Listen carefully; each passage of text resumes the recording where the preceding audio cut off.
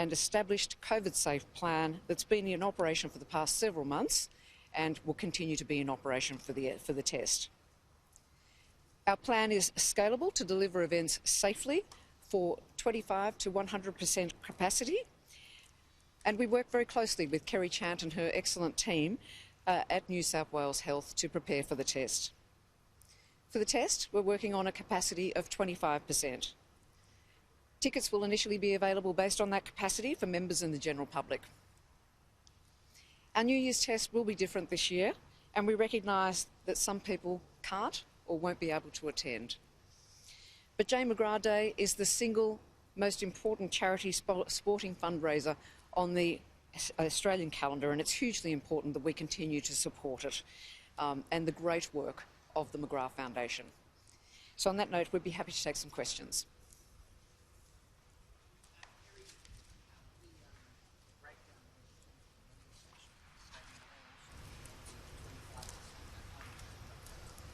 The capacity we'll be working to across the entire ground will be 25%. Did you receive any pressure from New South Wales Health or the government to reduce the crowd capacity? We're working to the New South Wales Government and the New South Wales Health advisory requirements.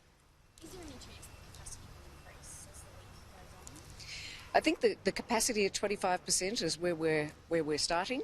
Our plan is scalable, so if there was the opportunity in what is a very fluid environment and an improving situation to host more, we could certainly host more. If it rains, as it's forecasted to on day one, spectators want to go into bars, We have three times the number of food and beverage outlets, staff that will be in place actually for the test. When people are actually moving around the venue, they will be strongly encouraged to wear masks. And then sit down once they've actually finished their purchase. We would encourage people, if it does rain, to actually bring ponchos. But otherwise, with the sort of crowd that we're talking to, there'll be plenty of space. I think one of the unique features about the SCG, as you can see, it's effectively 8 buildings across 6 stands. So in a sense, the configuration lends itself very well to the sort of separations and containment that are so important actually for a COVID-safe environment. But we're encouraging everybody who's attending to take every necessary precaution and follow the public health guidelines. That includes maintaining sensible social distancing. If people have symptoms on the day, they shouldn't actually attend, and they should actually get tested to ensure that they are negative. And of course, wearing masks and following all the protocols and hygiene practices that have all become commonplace for all of us now. For those who can't attend, we'll be making the event as spectacular in the stands as it will be on television. Mask wearing, is it, as we heard last week, just for people who are moving around the venue and indoor parts of the ground, or is it even Masks are strongly encouraged to be worn at the venue. We strongly encourage people to actually bring masks with them. If they don't have masks, we will be handing them out at the entries to the venue. But when people are actually moving around the venue, they should wear a mask at all times. When they're seated and eating, they can take the masks off. Kerri, spectators being encouraged not to come. Are you expecting to see 10,000 people around it? Well, we've seen very strong demand. There's a process, obviously, to be gone through, given that the tickets have actually been on sale for some time now and they've actually sold very well. There's actually been very strong demand. So there's a process to be gone through associated with the refund and resale, which Nick might actually talk to. So I think we are... I think there's a little bit of time to play out between now and first ball on Thursday. Have you been talking to the government about potential bans in hotspot areas in Sydney? Yes. In fact, patrons who reside in certain at-risk areas, as identified by New South Wales Health, are not able to attend.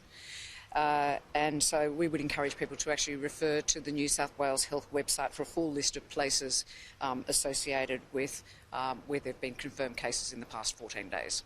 Kerri, The original plan was to have a 50% capacity. Is there a concern from the SCG Trust about the optics, I guess, of having a crowd of that size, given what Sydney's going through at the moment? I think we're working in a very fluid environment at the moment, and our plans have actually been developed based on a range of scenarios, ranging from 25% through to 100%. At the end of the day, we have to actually respect the New South Wales Government and New South Wales health orders, and that's what we're required to actually comply with.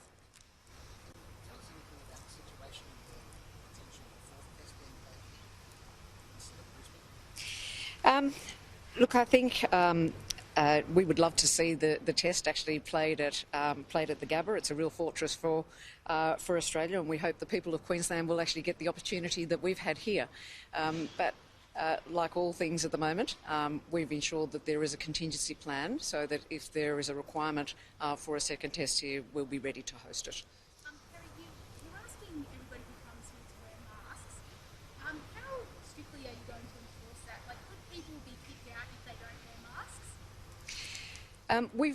We will be strongly encouraging people to actually wear a mask. I think if you actually walk around at the moment, you can see that most people are actually respecting their community and their colleagues by actually wearing a mask where they should actually wear a mask.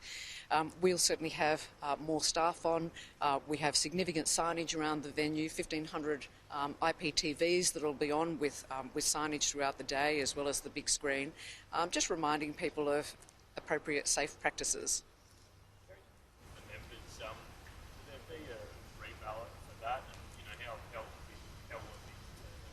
Yes, there will. There will be a reballot for members, just as there will be a process for reselling tickets to the public. So there'll be a reballot for members for the 4 or 5 days of the test. Kerri, of the Georgia event. Will it be 25% of members that are able to get tickets? Is that maximum? Come in as part of the whole thing? That's right. The capacity applies to every part of the ground, so it's consistent. Thank you.